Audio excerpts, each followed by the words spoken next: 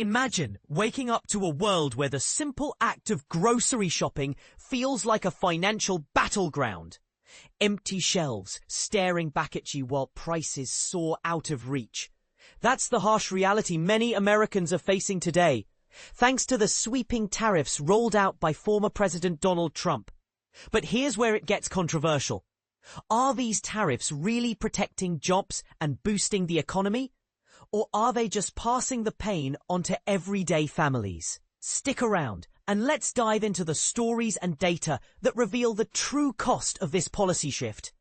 As a mum juggling life with 2 kids, Paige Harris, 38, from Stella, North Carolina, where she works as a teacher's assistant, has spotted major shifts in her family's shopping habits.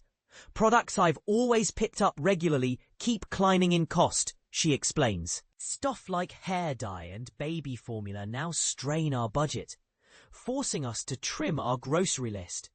Fancy meats such as steak? They're off the menu for good in our home. Paige is just one voice among nearly 40 people who shared their experiences with The Guardian, detailing how they've adapted to rising prices in the 6 months following Trump's announcement of these wide-ranging tariffs. A recent report from SP Global, released on Thursday, paints a stark picture. Businesses are bracing for an extra $1.2 trillion in costs next year alone. But guess who's really footing the bill?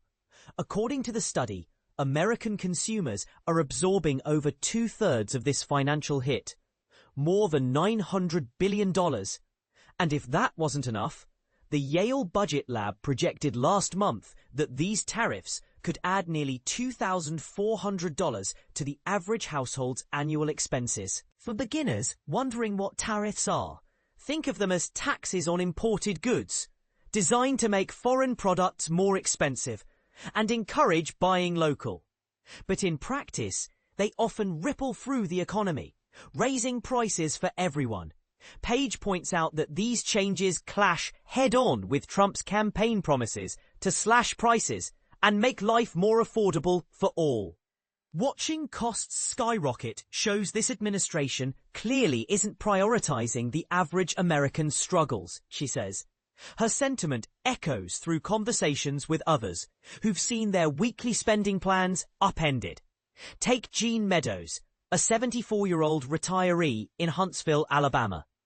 Everything costs far too much these days, she shares. I stick mostly to Costco and try to minimize purchases elsewhere.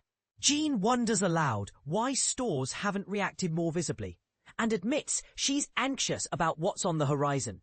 This unease is backed by a fresh poll exclusive to The Guardian, where participants ranked tariffs as the second largest danger to the US economy, right up there with major threats like climate change or supply chain disruptions. For Myron Peeler, another retiree and sole caregiver to his wife battling severe arthritis, the impact is personal. The bread we buy has jumped to double the price in just a year, he notes. Our fixed income can't match inflation. His one relief, owning his home and car outright, which eases some burdens. Trump doesn't seem ready to pivot on his approach. The White House defends it as a way to revive US manufacturing and squeeze more revenue from trading partners.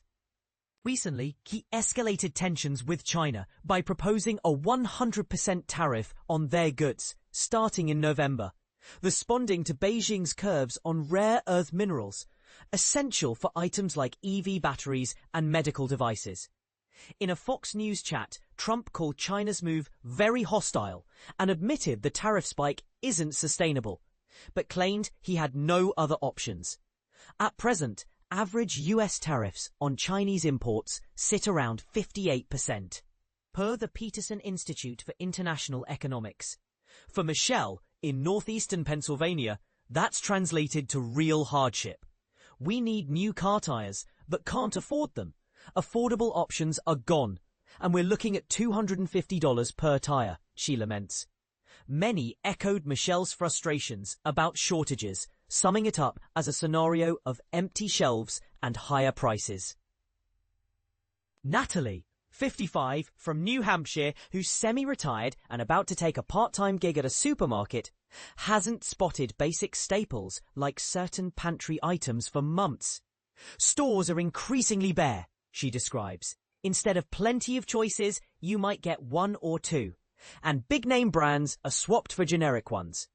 Natalie has watched costs rise across the board. Cat food, for instance, surged 25% to 100% higher. One favorite wet food for my cats jumped from $1.79 to $2.49 a can, she adds. This new reality isn't limited to food. For Minnie, a 55-year-old food writer in Portland, Oregon, it's reshaped her entire lifestyle. Forget non-essentials. No seasonal shopping for sweaters or jeans this fall. And we're crafting all our Christmas gifts, she says. We used to grab a meal out weekly. Now, even casual dining feels outrageously expensive. Prices have doubled and we're terrified about what's coming financially. Even with US inflation hovering at about 2.9%, a big drop from COVID-era peaks, these tariffs are adding extra strain to wallets. Richard Ulmer, 81, a longtime Florida resident, calls this year the toughest financially, with everything from groceries to utilities costing more. Cassie, a 25-year-old consultant in Siler City, North Carolina, has felt the pinch accelerate faster than the slow price hikes during the pandemic's early days. She budgets strictly at $65 weekly for food, but now must hunt across multiple stores and even nearby towns for deals, driving farther to save.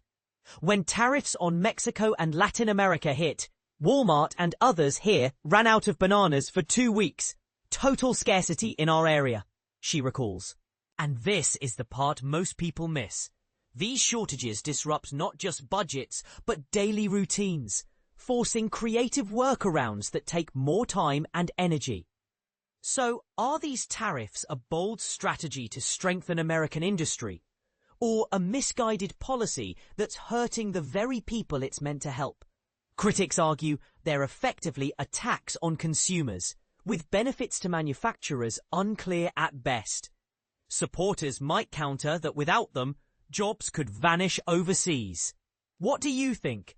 Do the ends justify the means here? Have you felt the impact in your own shopping cart? Or do you believe the long-term gains outweigh the short-term pains? Share your thoughts in the comments. I'd love to hear differing views and spark a real conversation.